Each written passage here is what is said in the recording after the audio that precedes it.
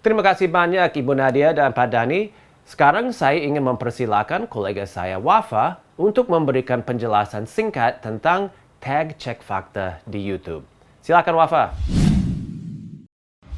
Halo semua, nama saya Wafa Tartazani dari YouTube dan hari ini saya senang sekali bisa sharing di kesempatan ini tentang beberapa inisiatif yang terkait dengan industri berita di YouTube yang kami kerjakan.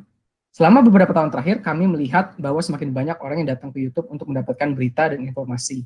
Mereka ingin mendapatkan kabar terbaru tentang suatu pemilihan umum misalnya, mendapatkan berbagai perspektif tentang suatu topik, atau misalnya mengetahui tentang peristiwa breaking news besar. Baru-baru ini, wabah COVID-19 serta penyebarannya di seluruh dunia telah menegaskan kembali betapa pentingnya untuk mendapatkan informasi akurat selama terjadinya peristiwa yang berlangsung cepat bagi penonton. Dan disinilah yang menjadi titik prioritas YouTube dalam menampilkan informasi yang akurat dan bermanfaat bagi penggunanya.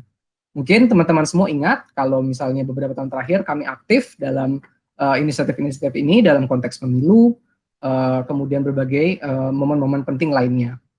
Yang menjadi prioritas utama kami adalah tanggung jawab. Itulah sebabnya mengapa kami bekerja keras untuk memastikan bahwa kami bertumbuh secara bertanggung jawab dan mendukung semua penerbit media kantor berita yang ada di YouTube. Pada November 2020 yang lalu, mungkin teman-teman ingat bahwa kami mengambil sejumlah langkah penting dan memperkenalkan 3 prinsip untuk memandu pengalaman mendapatkan berita di YouTube. Yang pertama adalah usaha kami untuk memastikan kalau sumber otoritatif berita tersedia di YouTube.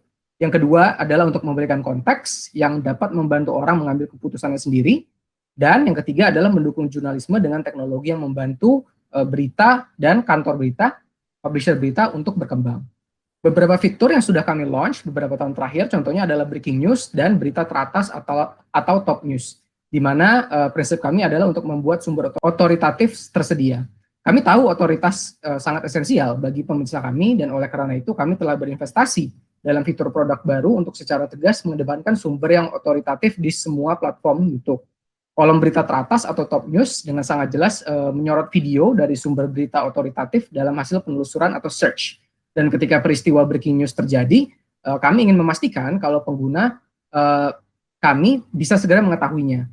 Itulah sebabnya juga mengapa kolom breaking news menyorot video dari organisasi berita otoritatif yang menjadi mitra kami tentang peristiwa tersebut langsung di halaman beranda YouTube. Kedua fitur tersebut saat ini diluncurkan di lebih dari 40 negara termasuk Indonesia.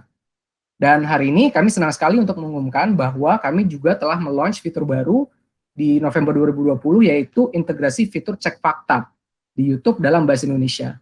Nah, mulai sekarang kalau teman-teman nonton konten berita yang relevan dengan keyword yang relevan juga, nanti kemungkinan teman-teman juga akan melihat panel yang akan menunjukkan link yang akan membawa teman-teman ke artikel atau berita yang melakukan cek fakta terhadap konten berita yang ditampilkan di video tersebut.